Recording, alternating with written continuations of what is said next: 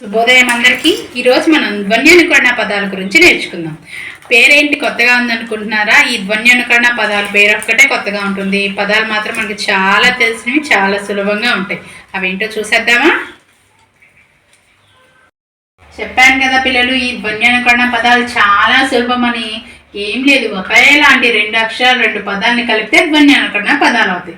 చూడండి, కిల కిల, కిచ కిచ, కిట కిట, కర కర, కొర కొర, గల గల, గణ గణ, గబ గబ, గిర గిర, గిజ గిజ, గుస గుస, గుమ గుమ, చక చక, చర చర, చిమ చిమ, చట చట, జర జర, జల జల, టప టప, టక టక, ధగ ధగ, నిగ నిగ, తల తల, పట పట, పస పస, మల మల, వల వల, బెక బెక, బుస బుస.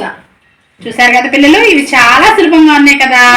ఇలాంటివి ఇంకా కొన్ని ఉన్నాయి, వాటిని మీరు గుర్తించి రాసుకోండి. ఓకేనా? Bye bye.